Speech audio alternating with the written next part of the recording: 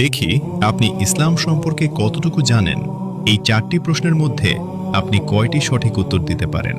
1 নম্বর প্রশ্ন, কোন নবীর হাতের ছোঁয়ায় শক্ত লোহা গলে নরম হয়ে যেত? এ দাউদ আলাইহিসসালাম, বি ইদ্রিস আলাইহিসসালাম, সি সুলাইমান আলাইহিসসালাম। সঠিক উত্তরটি হবে অপশন এ দাউদ আলাইহিসসালাম। 2 নম্বর প্রশ্ন, কোন নবীর লাঠি সাপে পরিণত হয়েছিল? এ ইউনুস আলাইহিসসালাম, বি মুসা আলাইহিসসালাম, সি হারুন আলাইহিসসালাম। সঠিক উত্তরটি হবে অপশন বি মুসা আলাইহিসসালাম।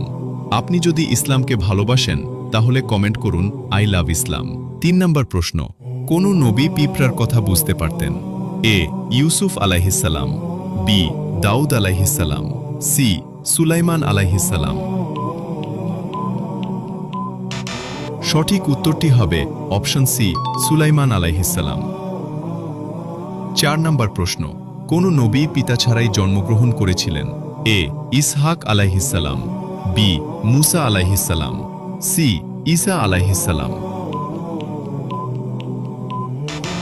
উত্তরটি জানার আগে ইসলামিক জ্ঞান ছড়িয়ে দিতে ভিডিওটি শেয়ার করুন, আপনিও সওয়াবের অংশীদার হবেন।